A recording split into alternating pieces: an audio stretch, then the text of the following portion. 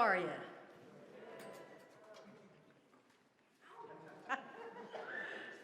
And at long last, welcome.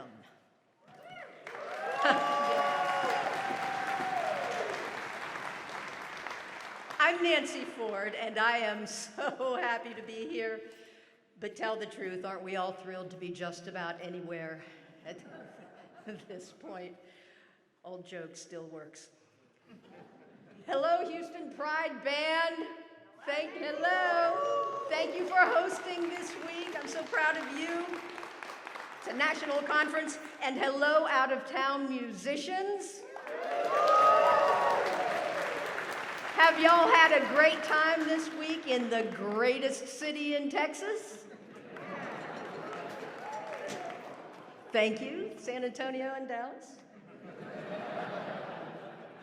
Now, before we get down to the nitty-gritty, let's first thank conductor David Lee, co-artistic director of the Houston Pride Band, for kicking off the show with Kirkpatrick Fanfare by composer Andrew Boyson Jr.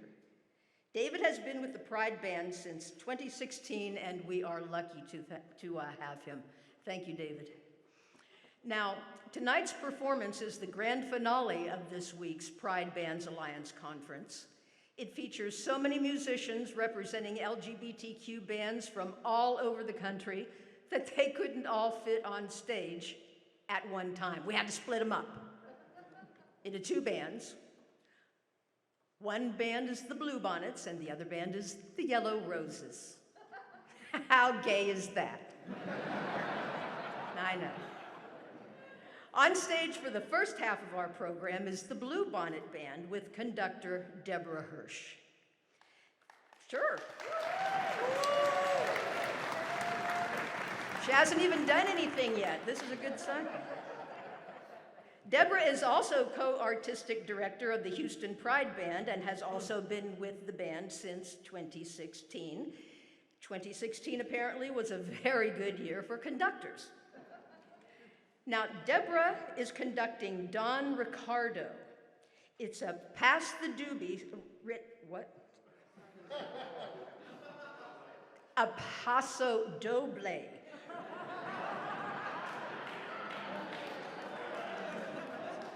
Wrong room.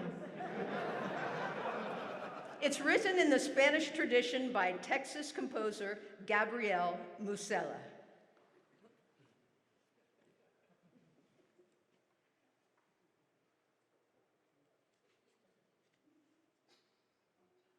Deborah?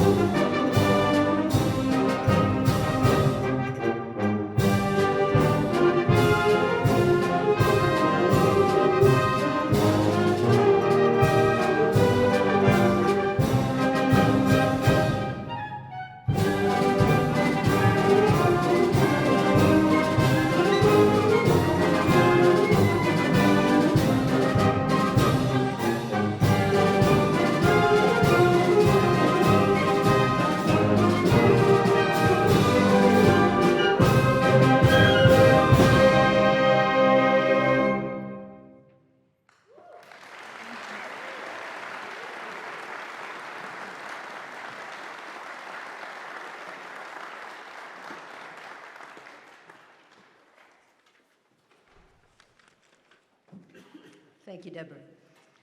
Fun fact, tonight's performance is the Houston Pride Band's second attempt at performing in this prestigious venue. In early September of 2017, Houston was all set to host the Stars at Night conference and concert. It was named as a celebration of all things Texas, and of course it was based on the first line of that iconic Texas anthem, "The stars at night are big and bright." I knew you wouldn't let me down. But back in 2017, Mother Nature had other plans and unleashed Hurricane Harvey upon us. 52 inches of rain. Good times. Of course, the conference was canceled just days before the event, and 2 years of planning were washed away with the floodwaters. Oddly, that catastrophe did not age Russell Ben Williams one bit.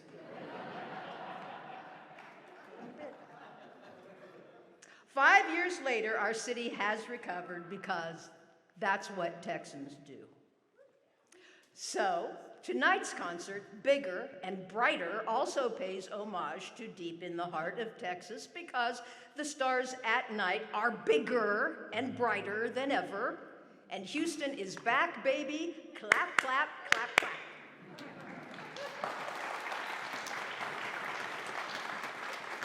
And now back to the music. Up next is guest conductor Dr. Jamal Duncan, Associate Director of Bands and Assistant Professor of Instrumental Conducting at Arizona State University. He is conducting Shenandoah by Omar Thomas.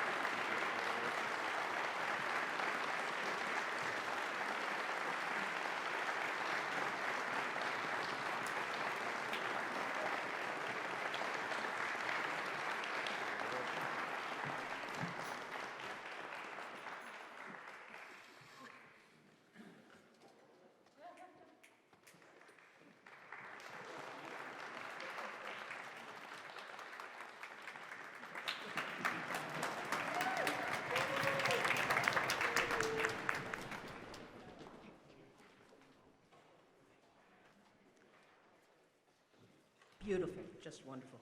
Thank you, Dr. Duncan. A little history. Pride Bands Alliance is a musical organization comprised of concert and marching bands from cities all across the United States and from around the world. The Alliance was first called Lesbian and Gay Bands of America when 7 independent bands, including Houston Pride Band, met in Chicago in 1982. Since then, the Alliance has grown to 38 member organizations, including international bands. Member bands meet annually in different cities to plan events, encourage the formation of new bands, and share the gift of music with gay and non-gay audiences. By banding together, I didn't write this. The Alliance shows that people of different sexes, ages, creeds, races, and challenges can build a strong community. Next year, Pride Bands Alliance celebrates its 40th anniversary at the 2022 conference hosted by Lakeside Pride Music Ensembles in Chicago. Where are my Chicago peeps? Where are you? Yeah. Lots of luck. If you need an MC next year, call me. Up next, guest conductor Beth Bronk, the director of bands at Texas Lutheran University, will conduct Dusk, which, you can tell a gay man wrote this intro. Dusk is a chorale-like work that captures the reflective calm of dusk, paradoxically illuminated by the fiery hues of sunset.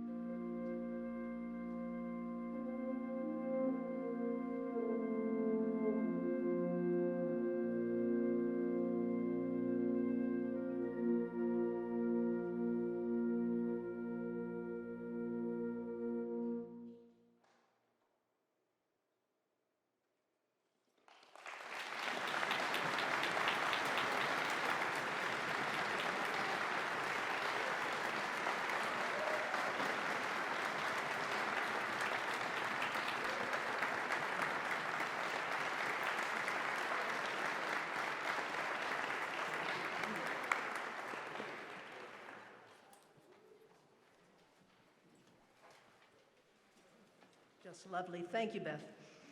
Now, please welcome Cliff Norris, President of Pride Bands Alliance, to present tonight's First Pillar of Pride Award.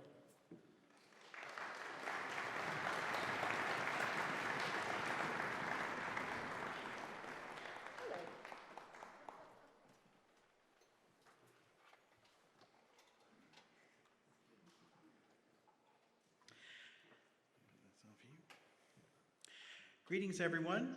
I am Cliff Norris, President of Pride Bands Alliance. It is my honor to greet you on behalf of all who take part in our 37 member organizations around the world. I'd like to start by thanking the organization whose grit and determination in the face of unprecedented natural and medical disasters has brought us together tonight. Neither the costliest hurricane on record, accompanied by the largest rain event in our nation's history, nor the second worst worldwide disease outbreak in 500 years could dim their dream of gathering musicians and friends in their city. I would like to ask the members of the Houston Pride Bands to stand. If anyone is deserving of an ovation, they are.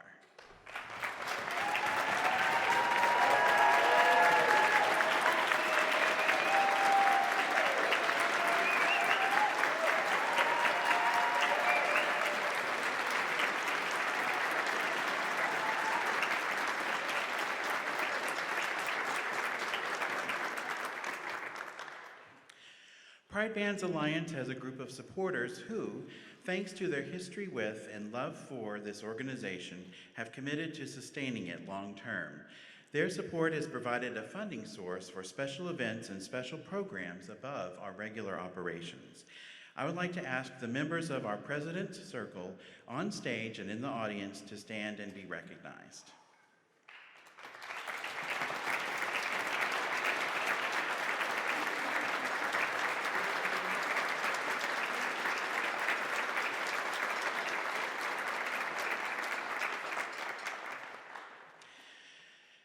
The Pride Bands Alliance Pillars of Pride Award recognizes members whose outstanding service has contributed to our growth and development. The core qualities of the award are support, growth, musicianship, fellowship, dedication, and innovation.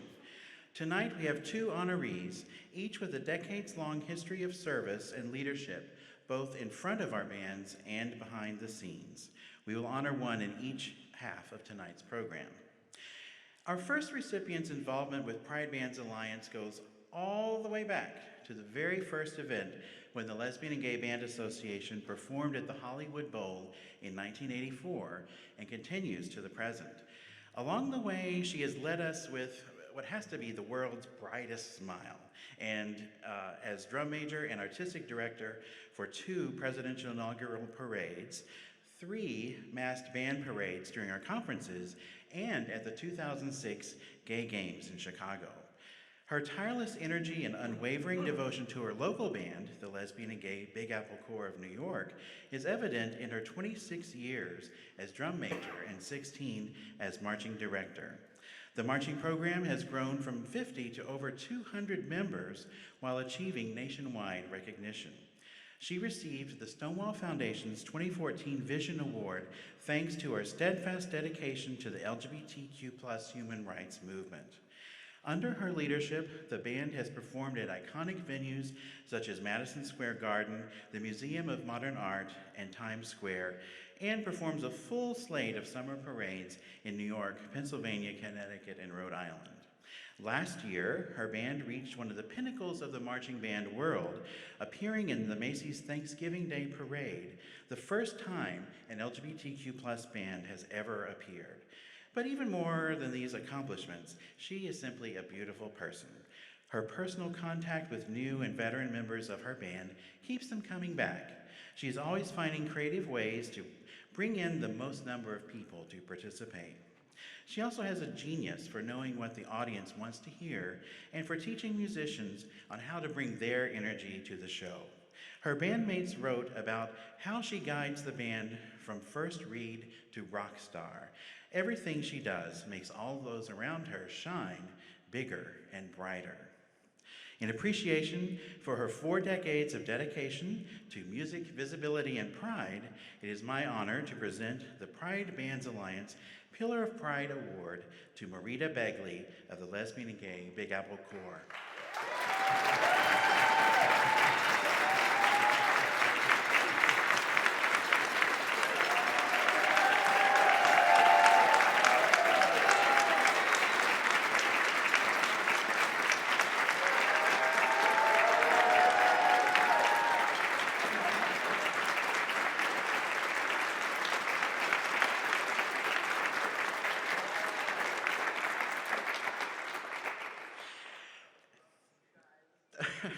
So Marita is actually at some friend's house, and we managed to surprise her completely with this. So, hooray, hooray, and hooray for technology.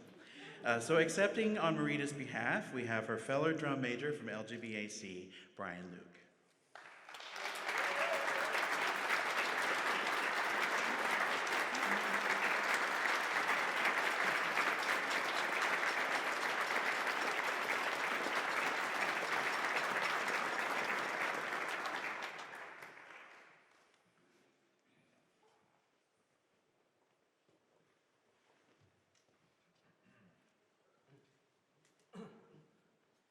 That was fun. Congratulations, Marita.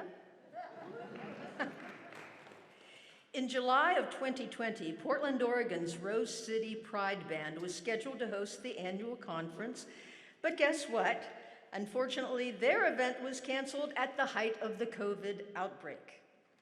Finally, a year and a half later, with most of our masks on, we welcome Dr. Joseph Accardi-Gilliam, Artistic Director of Rose City Pride Bands, to lead us on a journey through Orion by Emmy Award-winning composer Julie Giraud.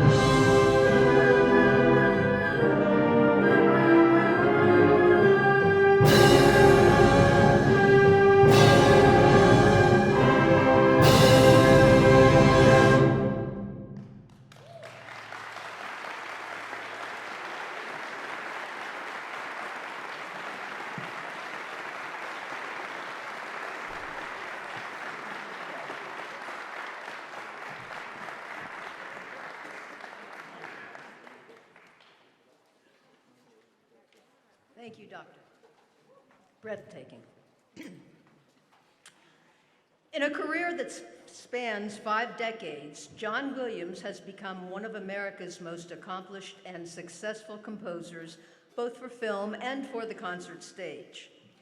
His March from 1941 is a fun-filled romp from beginning to end and is among Williams' best efforts in the genre of martial music.